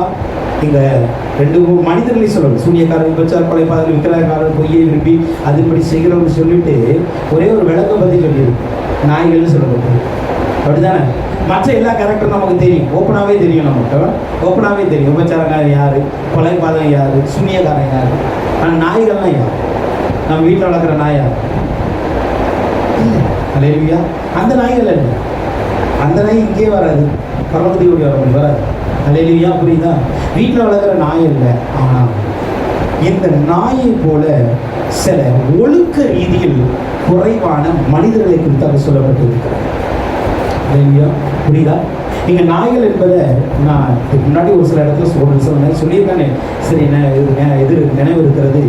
இந்த நாய்கள் என்பதை ஒழுக்க ரீதியாக ஒழுக்கமற்று வாழ்கிற சில மனிதருடைய குணங்களை குறித்து இது சொல்லப்படுகிறது. ஒரு சில வசனம் குறித்து கொடுங்க. உபாகமம் 23:18 பார்க்கும் பொழுது ஆண்டவர் சொல்கிறார், வேசி பணத்தையும் நாயின் கரையத்தையும் எந்த பொருத்தனையின் ஆகிலும் உன் தேவனாகிய கர்த்தரின் ஆலயத்தில் கொண்டு வராயாக, அவைகள் 2ம் உன் தேவனாகிய கர்த்தருக்கு அருவருப்பானது. அல்லேலூயா. ஆண்டவர் சொன்னாரு, நீ எனக்கு ஒரு பொருத்தனை பண்ணி எனக்கு ஒரு காணிக்கை கொண்டு வரனா, அந்த காணிக்கையில் 2 இருக்கவே இருக்கக்கூடாது. ஒன்று வேசி பணம் இருக்கக்கூடாது, 2வது நாயின் கரையை இருக்கக்கூடாது. எங்கு சொல்லப்பட்டிருக்கிற நாய் உண்மையான நாய், நல்லா புரிந்து கொள்ளுங்க. நீ ஒரு ஆட்டை விற்று அந்த பைசா ஆண்டவனுக்கு கொடுக்கலாம், ஒரு கண்டை விட்டு அந்த பைசா நீ ஆண்டவனுக்கு கொடுக்கலாம், ஒரு புறாவை விற்று நீ அந்த பைசா ஆண்டவனுக்கு கொடுக்கலாம். ஆனால் நாயை விற்று ஆண்டவனுக்கு பைசா கொடுக்கவே கூடாது. அல்லேலூயா. நாயை விற்று கொடுக்கக்கூடாது. அது ஏங்கிறது அது ஆண்டவருக்கு தான் வெளிச்சம். ஆனால் ஆண்டவர் வசதியில் நாயின் கரையும் ஆலயத்திற்குள் வரக்கூடாது. அல்லேலூயா. ஆலயத்திற்குள்ளாக வரக்கூடாது. பிலிப்பியர் 3ஆம் அதிகாரத்தின் 2ஆம் வசனம் தான் சொல்லுகிறது, நாய்களுக்கு எச்சரிக்கையாக இருங்கள், பொல்லாத வேலையாட்களுக்கு எச்சரிக்கையாக இருங்கள், சுண்ணத்துக்காரர்களுக்கு எச்சரிக்கையாக இருங்கள். மறுபடியும் நாயை பற்றி சொல்லுது, நாய்களுக்கு நீங்க எச்சரிக்கையாக இருங்க, பொல்லாத வேலையாட்களுக்கு எச்சரிக்கையாக இருங்க, சுண்ணத்துக்காரர்களுக்கு எச்சரிக்கையாக இருங்க. அப்படின்னா தெரியுமா? இங்க ஒரு மூணு பேரை குறித்து சொல்லுகிறது. சுன்னத்துக்காரர்கள்னா யாரு? விருத்த சேதனம் பண்ணப்பட்டது, அது தெரியும் நமக்கு. உலக ரீதியாக விருத்த சேதனம் பண்ணப்பட்ட மனிதர்கள். பொல்லாத வேலையாட்கள் யாரு? ஆண்டவரை அறிந்து பொய்யாய் ஊழியம் செய்கிறவர். ஓகே, பொல்லாத வேலையாட்கள் அவங்க. நாய்களுக்கு எச்சரிக்கையார்கள் சொல்கிறார். இங்கேயும் ஆவியானவர் சொல்கிறார். அல்லேலூயா. இங்க சொல்லப்படுகிற வார்த்தைகள்லாம் ஆவியானவர் சொல்லுகிற ஒரு வார்த்தை. அல்லேலூயா. அப்போ உபாகமத்துல பழைய ஏற்பாட்டு காலத்துல ஆண்டு சொன்னார், நாயின் கரையை உள்ள வரக்கூடாது. அதே போல புதிய ஏற்பாட்டுல பவுல அப்போஸ்தலன் மூலமாக ஆவியானவர் எழுதுகிறார், நாய்களுக்கு நீ எச்சரிக்கையாயிரு. அப்ப இதெல்லாம் என்ன? மத்தேயு 7:6 இப்படியே சொல்லுகிறது. மத்தேயு 7:6 பரிசுத்தமானதை நாய்களுக்கு கொடாதீங்கள். பரிசுத்தமானதை நாய்களுக்கு கொடாதீங்கள். உங்கள் முத்துக்களை பண்டிகைகள் போடாதீங்க. போட்டால் தங்கள் கால்கள் அவைகளை மிதித்து அவைகளை திருப்பி கொண்டு உங்களை பீறி போடும். இங்கேயும் கூட இங்க பாத்தீங்க அப்படின்னா நாய்கள் முன்பு போடாதுன்னு சொல்லிட்டு பண்டிகைகளை குறித்து விளக்கமா சொல்லி இருக்கிறது. நாய் குறித்து விளக்கமா சொல்ல, பண்டிகை குறித்து பண்டிகை குறித்து சொல்லிங்கிறது, பண்டிகை முன்னாடி முத்தம் போடாது. அது என்ன பண்ணுன்னா காலால தள்ளி ஒன்றை உதைக்கும். அல்லேலூயா. ஆனா இந்த நாயினுடைய ஒரு முக்கியமான குணத்தை தான் நீதிமொழிகள் நாம் பார்க்க முடியும். நீதிமொழிகள் 26:11 சொல்கிறது, நாயானது தான் கக்கினதை தின்னும்படி திரும்புவது போல மூடனும் தன் மூடத்தனத்துக்கு திரும்புகிறான். அல்லேலூயா. நாயானது எப்படிப்பட்டதா இருக்கிறது? கக்கினதை மறுபடியும் சாப்பிடும். அப்போ இங்கு சொல்லப்பட்டு இருக்கிற நாய்கள் என்பது யார் தெரியுமா? ஆண்டவரை மறுதளித்தவர்களை பற்றி சொல்லுவோம். அல்லேலூயா. ஆண்டவரை மறுதளித்தவர்களை குறித்து அதான் வசனம் சொல்லுவோம். ஒரு முறை பரவ ஈவ ருசி பார்த்துட்டு பின்வாங்கி போனான்னா அவனை மறுபடியும் புதுப்பிக்கிறது கூடாத காரியம். அல்லேலூயா. அப்ப அந்த நாய்கள் என்பது மறுதளித்து போய் ஆண்டவரை மறக்கிறவர்களும் அல்லது ஆண்டவரை ஏற்று மறுபடியும் மறுபடியும் மறுதளித்துக் கொண்டே இருக்கிற சில பாய்களும் இருப்பாங்க. அவர்களுக்கு தான் சொல்லுகிறது, நாய்கள் உள்ளே வராது. அல்லேலூயா. நாய்கள் உள்ளே வராது. அல்லேலூயா. சப்போ ஆண்டு சொல்றாரு, ஆசீர்வாதம் உனக்கு வச்சிருக்கிறேன். அதே வேளையில நீ வேசிக்காரனாய், விபச்சாரக்காரனாய், நாயின் குணத்தை உடையவனாய், இப்படிப்பட்ட கிரியைகள் உடையவனாய் இருந்தா உனக்கு என்ன இருக்கிறது? சாபந்தா வரும். அதில் உள்ள வர முடியாது. புறம்பே இருக்கிற நரகத்துக்கு தான் அவர்கள் போவார்கள். அல்லேலூயா. இப்போ 16 பாருங்க. 16 நம்ம பார்க்கிறோம், இந்த சொல்லப்பட்ட ஆசீர்வாதத்தையும் சாபத்தையும் சொல்கிறது. சபைகளில் இவைகளை உங்களுக்கு சாட்சியாக அறிவிக்கும்படி இயேசுவாகிய நான் என் தூதனை அனுப்பினேன். நான் தாவீதின் வேரும் பிரகாசமுள்ள விடிவெளி நட்சத்திரமாய் இருக்கிறேன் என்றார். அல்லேலூயா. இப்போ இந்த வார்த்தையோட ஒரு முக்கியமான காரியத்தை இந்த வருஷம் நம்ம பார்க்கிறோம். என்ன தெரியுமா? சபைகளில் இவைகளை உங்களுக்கு சாட்சியாக அறிவிக்கும்படிக்கு நான் என் தூதனை அனுப்பியிருக்கிறேன். அப்போ இந்த வார்த்தையை சபை அங்கீகரிக்க வேண்டும், சபையார் இதை விசுவாசிக்க வேண்டும் என்பது ஆவியானுடைய விருப்பம். அல்லேலூயா. அப்போ அங்கே அநேக சபைகளை வெளிப்படுத்தல் தியானிக்கிறதே கிடையாது, அநேகர் வெளிப்படுத்தல வாசிக்கிறதே கிடையாது. ஆனா ஒரு காரியத்தை சொல்லுங்க, இந்த வெளிப்படுத்தலானது விசேஷமாக சபைகளுக்காகவே எழுதப்படுது. அல்லேலூயா. யாருக்கு? சபைகளுக்காகவே எழுதப்பட்டது. நல்லா புரிந்து கொள்ளுங்க. இந்த வெளிப்படுத்தல் புறஜாதிக்காக அல்ல, சபைகளுக்காக எழுதப்பட்டது. மற்ற எல்லா நிருபங்களும் சபைக்கு இருக்கும், புறஜாதிக்கு இருக்கும், எல்லாத்துக்கும் மிக்ஸா இருப்பாங்க. ஆனா வெளிப்படுத்துற புஸ்தகத்தின் ஆரம்பமே நம்ம பார்க்கிறோம், 7 குத்து விளக்குகளின் மத்தியில் உலாவுகிறவர், 7 சபைகளின் நடுவில் உலாவினவர். சபையிலிருந்து அந்த வெளிப்படுத்தல் ஆரம்பமாகிறது, சபையில தான் முடிய போகுது. அல்லேலூயா. உலகத்தில் இருக்கிற அந்த சபையில தான் இந்த வெளிப்படுத்துற விஷயம் சொல்லுகிறார். இனி பரலோகத்தில் ஒரு சபை வரப்போகிறது, அந்த சபையில போய் முடிய போகிறது. அதனால இந்த புஸ்தகம் முதலாவதாக சபையில் விசுவாசிக்கப்பட வேண்டும். இந்த புஸ்தகம் முதலாவது சபையாரால் அங்கீகரிக்கப்பட வேண்டும் என்பது ஆவியானுடைய விருப்பம். அல்லேலூயா. அதுதான் விருப்பம். அப்படி சொல்லிட்டு ஆண்டவர் அங்கு தன்னுடைய பெயரை ஒன்று சொல்கிறார். என்ன பெயர் சொல்றார் தெரியுமா? நான் தாவீதின் வேரும் பிரகாசமுள்ள விடிவெளி நட்சத்திரமாய் இருக்கிறேன். அல்லேலூயா. ஏன் இந்த வார்த்தை அந்த இடத்துல பிரயோகப்படுத்துகிறார், ஏன் அந்த இடத்துல பயன்படுத்துகிறார் அது தெரியுமா? அதுக்குள்ள அந்த வார்த்தைக்குள்ளாக ஒரு மிகப்பெரிய ரகசியமே இருக்கிறது. ஆண்டு சொன்னார், சபைக்கு நீ இதை சொல்லி என் தூதனை அனுப்பி இருக்கிறேன். அனுப்புகிறவர் யார் தெரியுமா? நான் தாவீதின் வேரா இருக்கிறேன், நான் பிரகாசமுள்ள விடிவெளி நட்சத்திரமா இருக்கிறேன். இந்த ரெண்டும் எது தெரியுமா? இந்த தாவீதின் வேரும் பிரகாசமுள்ள விடிவெளி நட்சத்திரம் யாரும் தெரியுமா? மேசியா என்கிற இரட்சகரை குறிக்கிற வார்த்தை.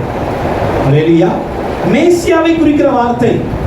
நீங்க ஏசாயால நீங்க பார்த்தீங்க அப்படின்னா ஏசாயா 11:1 சொல்கிறது, ஈசா என்னும் அடிமரத்திலிருந்து ஒரு துளி தோண்டி அவன் வேர்களிலிருந்து ஒரு கிளை எழும்பி செழிக்கும். அல்லேலூயா. அதுக்கப்புறம் அந்த அதிகாரத்தில் ஃபுல்லா வாசித்து பாருங்க, இயேசு கிறிஸ்துவை அத்தனை கரெக்ட் சொல்லப்பட்டது. அல்லேலூயா. மேசியாவை குறித்து சொல்லப்பட்டு இருக்கிறது தாவீதின் வேர். அதான் ஈசாயின் அடிமரம் என்றால் தாவீதுடைய வேர். அது அல்லேலூயா. தாவீதுடைய வேராய் இருக்கிறவர் சொல்லுகிறார் என்று சொல்லுகிறார். அதே போல என்னாகமம் 24ஆம் அதிகாரத்தின் 17ஆம் வசனத்துல என்னாகமம் 24:17 சொல்லுகிறது, நான் இப்பொழுதெல்லாம் அவரை தரிசிப்பேன், சமீபத்தில் ஒரு நட்சத்திரம் யாக்கோபிலிருந்து உதிக்கும், ஒரு செங்கோல் இஸ்ரவேலிலிருந்து எழும்பும், அது மோவாபின் எல்லைகளை நோக்கி சேத் புத்திரமோ ஒரு நட்சத்திரம் யாக்கோபில உதிக்க போகிறது. இது யாருக்கு சொல்லுகிறது? மேசியாவியா வரப்போற இயேசுவை சொல்லுகிறது. அல்லேலூயா. அப்போ தாவீதின் வேரா இருக்கட்டும் அல்லது விடிவெளி நட்சத்திரமா இருக்கட்டும், அதான் வெளிப்படுத்த 2:28 விடிவெளி நட்சத்திரத்தை அவனுக்கு நான் கொடுப்பேன் என்று சொல்லுகிறார். அப்ப இந்த ரெண்டுமே யாரை குறித்து சொல்கிறது என்றால், இயேசு என்கிற ஒருவர் இந்த உலகத்துல மேசியாவாக வரப்போகிறார். அவருடைய பெயர் தான் தாவீதின் வேர், அவருடைய பெயர் தான் விடிவெளி நட்சத்திரம். அல்லேலூயா. இப்ப இந்த மேசியாவாகி இருக்கிற இந்த இயேசு தான் சொல்லுகிறாரு, சபையில இந்த வசனத்தை விசுவாசிங்க, சபையே இதை அங்கீகரித்துக்கொள் என்று அவர் சொல்லுகிறார். ஏன்னா சபையில யார் இருக்கா? சபையில மீட்கப்பட்டவர்கள் இருக்கிறோம், அப்படித்தானே? உண்மையா பொய்யா? மேசியா என்பவர் யார்? மீட்கிறவர், ரட்சிக்கிறவர், அவர் தான் மேசியா. இப்ப சபையில யார் இருக்கா? ரட்சிக்கப்பட்ட ஜனமும் மீட்கப்பட்ட ஜனமும் இருக்கிறோம். அதுதான் அந்த வார்த்தையை ஏன் அந்த இடத்துல சொல்லுகிறார் என்றால், ரட்சிக்கப்பட்ட ஜனமே உன்னை ரட்சித்த நான் சொல்றேன், இந்த வசனத்தை விசுவாசி. அல்லேலூயா. உன்னை மீட்டெடுத்திருக்கிற விடுதலை நட்சத்திரமாக நான் சொல்லுகிறேன், இந்த வசனத்தை நீங்க அங்கீகரித்துக் கொள்ளுங்க. இந்த வசனம் நிறைவேற போகிறது. அல்லேலூயா. இந்த வசனம் நிறைவேற போகிறது. இயேசுவினுடைய நாமம் ஒவ்வொரு இடத்துல சொல்லப்படுவதற்கும் அநேக அர்த்தங்கள் இருக்கு. அல்லேலூயா. அதை நம்ம அந்த இடத்துல இருந்து உட்கார்ந்து நம்ம புரிஞ்சாதான் அதை புரிய முடியும், இல்லைன்னா புரிய முடியாது. அப்படிதான் இந்த இடத்துல இயேசு கிறிஸ்துவினுடைய நாமம், நான் இதுக்கு முன்னாடி ஒரு நாமம் பார்த்தோம், அப்படிதானே? இதுக்கு முன்னாடி அந்த வசனத்துல நம்ம ஒரு நாமத்தை பார்த்தோம் இல்ல? என்ன நாமத்தை பார்த்தோம் பாருங்க, இதே அதிகாரத்துல பார்த்தோமே. எந்த வசனம்? ஸ்தோத்திரிக்கலாம்.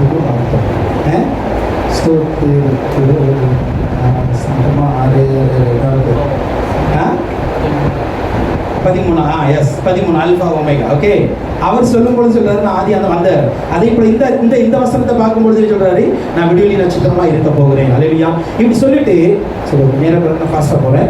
அடுத்து பாருங்க, ஆவியின் மனமாட்டி வா என்கிறார்கள், கேட்கிறவனும் வா என்கிற என்பானாக, தாகமாய் இருக்கிறவன் வர கடவன், விருப்பம் உள்ளவன் ஜீவ தண்ணீரை இலவசமாய் வாங்கி கொள்ள கடவன் சொல்றாரு. என்கிட்ட ஜீவ தண்ணீர் இருக்கு, தாகமா இருக்கிறவன் வந்துரு. அல்லேலூயா. கேட்கிறவனும் வந்துரு. அப்படின்னா என்ன அர்த்தம் தெரியுமா? இப்போ பாருங்க, இந்த வசனங்கள், இந்த வார்த்தைகள் எல்லாமே அநேகருக்கு போகிறது, அநேகர் கேட்கிறார்கள். ஓகே, அதே வேளையில் யார் ஒருவர் இதை தாகத்தோடு விசுவாசத்தோடு ஏற்றுக்கொள்கிறார்களோ அவர்கள் தான் இயேசுவண்டை வர முடியும். எல்லாரும் வர முடியாது. அல்லேலூயா. அழைப்பு எல்லாருக்கும் உரியது தான், நல்லா புரிஞ்சுக்கணும். அழைப்பு எல்லாருக்கும் உரியது. யாரெல்லாம் தாங்க மாட்டீங்க வாங்க, யாரெல்லாம் ஜீவ தண்ணீர் வேணுமோ வாங்க, யாரெல்லாம் வசந்த கேட்கல நீங்களாம் வாங்க. ஆனால் யார் வருகிறார் என்பது தான் ரொம்ப முக்கியம். அல்லேலூயா. இன்னைக்கு நீங்களும் நானும் கேட்கிற கூட்டம் இல்லை, வருகிற கூட்டமாக இருக்கணும். அல்லேலூயா. இயேசு தான் ஜீவ தண்ணீர்னு கேட்டுக்கிட்டு இருக்கக்கூடாது, புரியுதா? இயேசு ஜீவ தண்ணீராக எனக்கு வேணும்னு சொல்லி அவர்கிட்ட வரணும். அதுதான் ரொம்ப முக்கியம். அவர்களுக்கு தான்றதை சொல்றாரு. ஓகேவா? அப்ப ஜீவ தண்ணீருக்காக ஒரு அழைப்பு அங்கு கொடுக்கப்படுகிறது. இது இலவசம் தான். ஆனால் யார் ஒருவர் இந்த அழைப்பை உணர்ந்து கொண்டு பெற்றுக்கொள்கிறார்களோ அவர்கள் தான் இதை பெற்றுக்கொள்ள முடியும். அல்லேலூயா. இப்ப கடைசியாக அங்க இன்னொரு எச்சரிக்கை சொல்லப்படுகிறது. அதை நம்ம 18, 19 வசனத்தை நம்ம பார்க்கும் பொழுது, இந்த புஸ்தகத்தில் தீர்க்க தரிசன வசனங்களை கேட்கிற யாவருக்கும் நான் சாட்சியாக எச்சரிக்கை சொல்ல, நான் சாட்சியா சொல்றேன். என்ன எச்சரிக்கை கொடுக்குறேன்? ஒருவன் இவர்களோடு எதையாவது கூட்டினார், இந்த புஸ்தகத்தில் எழுதியிருக்கிற வார்த்தைகளை தேவன் அவன் மேல் கூட்டுவார்.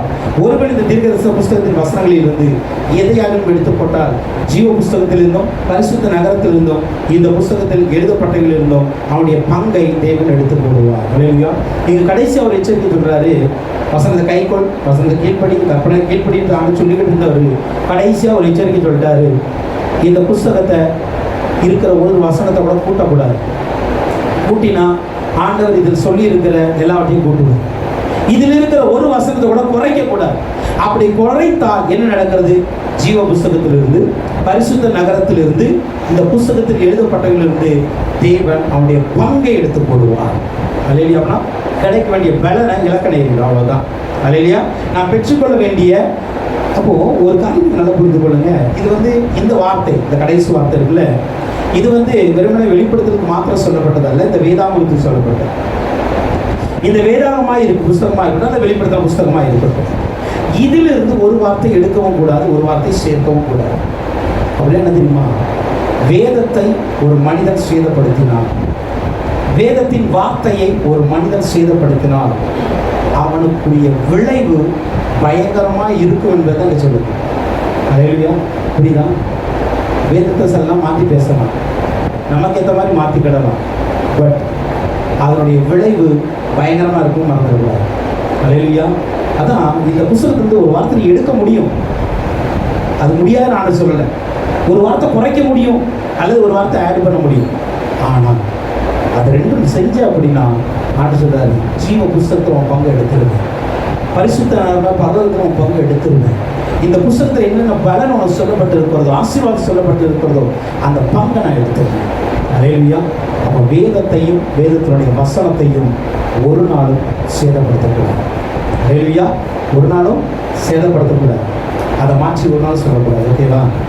எது சத்தியமோ அதை சத்தியமாக சொல்லிட்டே போயிருக்கணும். அல்லேலூயா. நமக்கு ஆவியானவர் என்ன சொல்கிறாரோ அதை சொல்லிட்டு போகணும். அது நமக்கேற்றவாறு மாற்றி நாம் அமைத்தால் அதனுடைய விளைவு இங்கு பாதிப்பை ஏற்படுத்துகிறது இல்லையோ, பரலோகத்தில் போகிற அன்னைக்கு பாதிப்பை ஏற்படுத்திடும். அல்லேலூயா. பரலோகத்தில் போகிற அன்னைக்கு நமக்கு மிகப்பெரிய பாதிப்பை ஏற்படுத்தும் என்கிற கடைசி எச்சரிக்கையாய் ஆவியானவர் சொல்லுகிறார். அல்லேலூயா. கடைசி எச்சரிக்கை அங்கே சொல்கிறார். கடைசியாக எடுத்து பார்க்குறோம், 21 வசனம் சொல்கிறது, இவைகளை சாட்சியாக அறிவிக்கிறவர் மெய்யாகவே நான் சீக்கிரமாய் வருகிறேன் என்கிறார். ஆமென். கர்த்தராகிய இயேசுவே வாரும். நம்முடைய கர்த்தராகிய இயேசுவுடைய கிருபை உங்களால் இருப்பதை பாருங்க. இவைகளை சாட்சியாக அறிவிக்கிறவர். அல்லேலூயா. இதை சொல்றாரு, மெய்யாகவே நான் சீக்கிரம் வருகிறேன். அல்லேலூயா.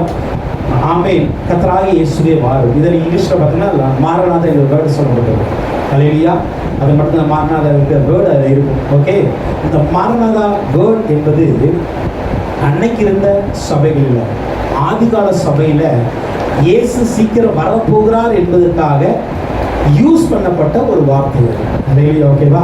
அன்னைக்கு இருந்த, அதனால தான் பேர் அந்த இடத்துல யோவான் அந்த இடத்துல அந்த வேர்டை எழுதுகிறார். அல்லேலூயா. மாறினதான் இயேசுவே சீக்கிரமாக என்று சொல்லி எழுதுகிறார். ஆனால் இங்கு ஒரு முக்கியமான ஒரு காரியத்தை சொல்லி நான் முடிக்கிறேன். இப்போ நான் சொல்றாரு, இது என்ன சொல்கிறதுனா, கடைசி வசனம் சொல்கிறது, நம்முடைய கர்த்தராகிய இயேசுவுடைய கிருபை உங்கள் அனைவரும் கூட இருப்பதாக. இதில் என்ன இருக்கு அப்படின்னு நம்ம கேள்வி. அப்படிதானே? அப்படியே ஒரே ஒரு வசனத்தை வாசிப்போம். மல்கியா 4ஆம் அதிகாரத்தில் 6ஆம் வசனம். மல்கியா 4:6. பழைய ஏற்பாட்டின் கடைசி வசனம் என்ன சொல்லுது? நான் பூமியை சங்காரத்தால் அடிக்காதபடிக்கு அவன் பிதாக்களுடைய இருதயத்தை பிள்ளைகள் எடுத்தும் பிள்ளைகளுடைய இருதயத்தை பிதாக்கள் எடுத்து இருக்குவான். இது பழைய ஏற்பாட்டுக்கு கடைசி வசனம். என்ன அர்த்தம்? நான் பூமியை சங்காரமா அடிப்பேன். புரியுதா? பூமியை நான் சங்காரமா அடிப்பேன். ஆனா புதிய ஏற்பாட்டின் கடைசி வசனம் என்ன சொல்லுது? கர்த்தராகிய இயேசுவுடைய கிருபை உங்களோட கூட இருப்பதா. அல்லேலூயா. பழைய ஏற்பாட்டுடைய முடிவுக்கும் புதிய ஏற்பாட்டுடைய முடிவுக்கு வித்தியாசம் தெரியுமா? பழைய ஏற்பாட்டின் முடிவு கடைசி வரைக்கும் சாபத்தை நம்மை விட்டு நீக்கவே இல்லை. அல்லேலூயா. ஆனால் புதிய ஏற்பாட்டின் முடிவு நமக்கு கிருபை. அல்லேலூயா. ஆண்டவருடைய அத்தனை கிருபையும் கொடுப்பதுதான் புதிய ஏற்பாட்டின் முடிவு. அல்லேலூயா. இப்போ இந்த முடிவை எதிர்பார்க்கிற நாம எதை பெற்றுக்கொள்ளணும் தெரியுமா? கிருபையை பெற்றுக்கொள்ளணும். அல்லேலூயா. கிருபையை பெற்றுக்கொள்ளணும். அதை தாங்க சொல்லுகிறது. புதிய ஏற்பாடு எல்லாமே புதிய ஏற்பாடு முழுவதிலுமே தெய்வனுக்கும் மனிதனுக்குள்ள தொடர்புகளும் தெய்வனுக்கும் மனிதனுக்கும் இருக்கிற அத்தனை காரியங்களுமே கிருபையோடு இணைந்திருக்கிறது. அல்லேலூயா. கிருபையோடு இணைந்திருக்கிறது. இந்த கிருபை தான் அந்த பரலோகத்தை நம்ம கொண்டு போக போகிறது. அல்லேலூயா. இந்த கிருபை தான் பரலோகத்தை கொண்டு போக போகிறது. ஆனால் அதே வேளையில் இந்த கிருபையை பெற்றுக்கொள்ளணும் அப்படின்னா இந்த அதிகாரத்தில் மிகவும் தெள்ள தெளிவாக 3-4 இடங்களில் சொல்லப்பட்ட ஒரு காரியம் தெரியுமா? வசனத்தை கைக்கொள்ளுங்க, கற்பனைக்கு கீழ்படுங்க. அல்லேலூயா. ஆண்டு சொல்லி இருக்கிறாரு, அது சீக்கிரம் நடக்க போகுது. நல்லா புரியுதா? அப்போ கிருபை நமக்கு நிச்சயமா அவசியம்தான். ஆனால் அதே வேளையில் வசனத்தை விட்டால் கிருபை கிடைக்காது. அல்லேலூயா. வசனத்துக்கு கை கொள்ளணும்னா கிருபை கிடைக்காது. அதனால கிருபை நமக்கு அவசியம். ஆனால் அது வசனத்துக்கு கீழ்ப்படுகிறதுனாலே நமக்கு கிடைக்கிறது என்பதை நான் புரிந்து கொள்ளுங்க. அல்லேலூயா. ஏன்னா கிருபையை கூட தவறா இன்னைக்கு பயன்படுத்த ஆரம்பிச்சிட்டாங்க. அல்லேலூயா. பிரசங்கம் பண்ணாதான் பயன்படுத்த ஆரம்பிச்சிட்டாங்க. சொல்றேன், கிருபையின் முடிவு தான் புதிய ஏற்பாடு, இல்லைன்னு சொல்லலை. ஆனால் அதே வேளையில வசனத்துக்கு கீழ்ப்படியாதவருக்கு கிருபை கிடையாது. அதனால என்ன பண்ணணும், இன்றைக்கு இருக்கிற இந்த கிருபை நாட்கள்ல இயேசுவின் வருகைக்காய் நம்ம என்ன பண்ணோம், அர்ப்பணிக்கிறோம். அல்லேலூயா. இயேசுவுக்காக நம்ம அர்ப்பணிப்போம். அவருடைய வருகைக்கு ஆயத்தப்படுவதற்கு அவருடைய கிருபையை சார்ந்து நிற்போம். அல்லேலூயா. இந்த ரெண்டையும் நம்ம செஞ்சுட்டோம் அப்படின்னா, ஒன்று இயேசுவுக்காய் இந்த கிருபை நாட்கள் அர்ப்பணிங்க. அவருடைய வருகைக்கு நம்ம ஆயத்தப்படுறது, அந்த கிருபைக்கு ஆயத்தப்படுங்க. எதிர்பார்த்து காத்திருங்க. இந்த ரெண்டையும் நாம் செய்து விட்டால் நிச்சயமாக அவருடைய வருகைக்கு நாம் போக முடியும். அல்லேலூயா. நம்முடைய சபையா, நம்முடைய குடும்பத்தார், நம்முடைய சொந்த பந்தங்கள், நம்முடைய தேசத்தின் ஜனங்கள் எல்லாருமே எங்கே வரணும், வருகையில் வரணும். ஓகே. அதுக்கு நம்முடைய ஜெபங்கள் என்ன தெரியுமா? அந்த வசனத்துக்கு நான் கீழ்ப்படியணும்ப்பா, என் குடும்பம் கீழ்ப்படியணும், என் சபை கீழ்ப்படியணும், என் ஜனம் கீழ்ப்படியணும். அல்லேலூயா. அப்படி ஒப்பு கொடுத்து நம்ம ஜெபிப்போம். கர்த்தர் தாமே உங்களையும் என்னையும் அப்படி வருகைக்கு ஆயத்தப்படுத்துவாராக. ஸ்தோத்திரம்.